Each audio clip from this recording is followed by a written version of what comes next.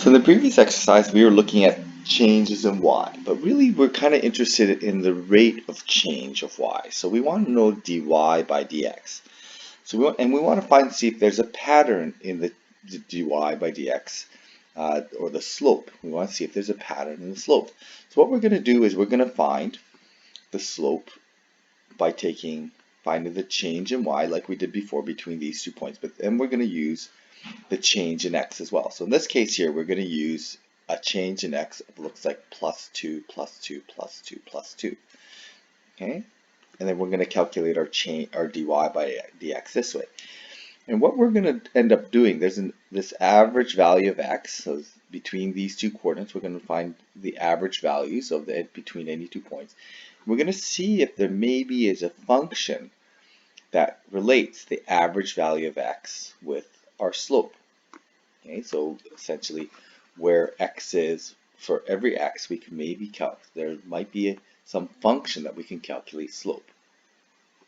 So let's calculate the change in y over the change in x. So between the first 2 points, the change in y is going to be plus 6 over plus 2.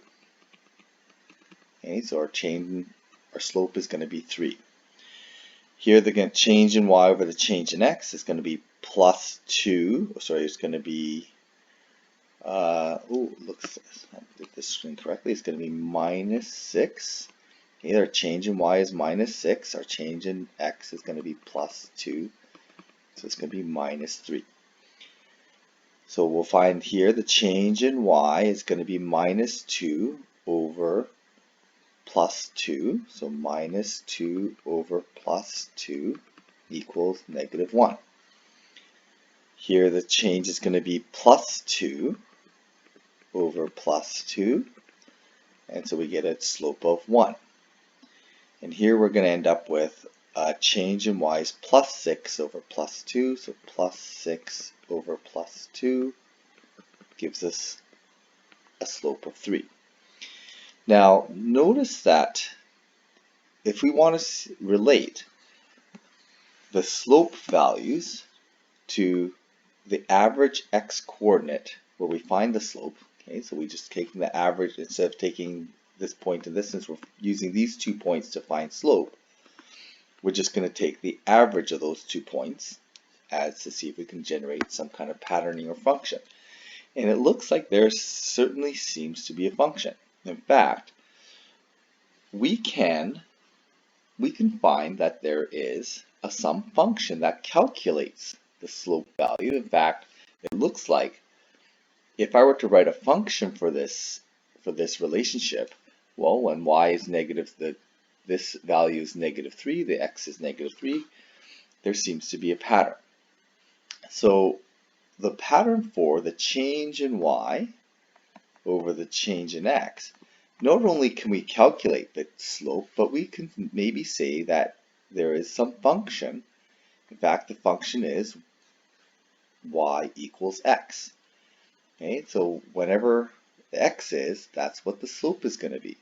So at negative 3, in this case here, so if I find negative 3, there's negative 3, the slope through negative 3, and we can see that, I'll try to draw it a little bit more accurately, but the slope through negative 3, that slope is going to have a rise and run of negative 3, positive 1.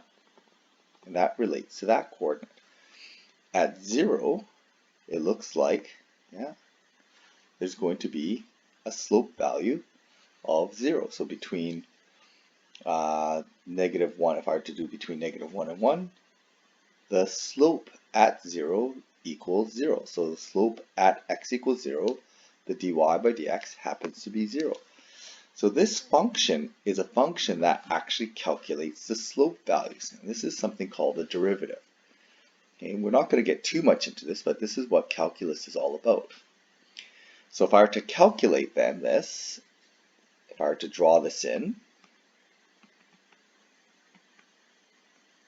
so these are values from the previous one. If I were to plot this, I can see that at negative 3, negative 1, positive 1, positive 3, this linear function of y equals x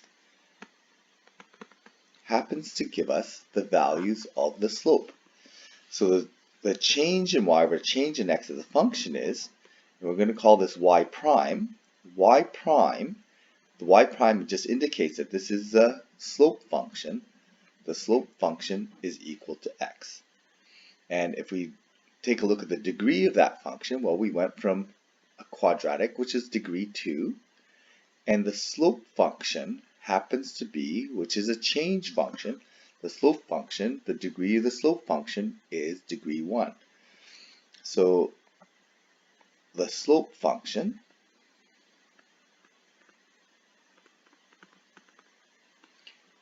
or the change function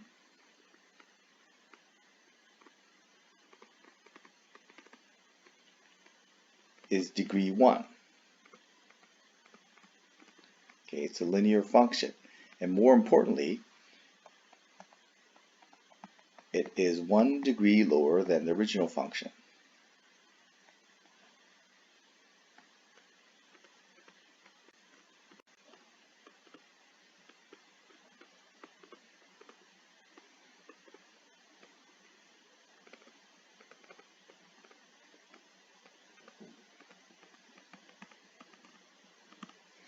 That's a very important This is something that we're going to see later on. And this is an important relationship that we're going to use quite extensively when we start getting into calculus.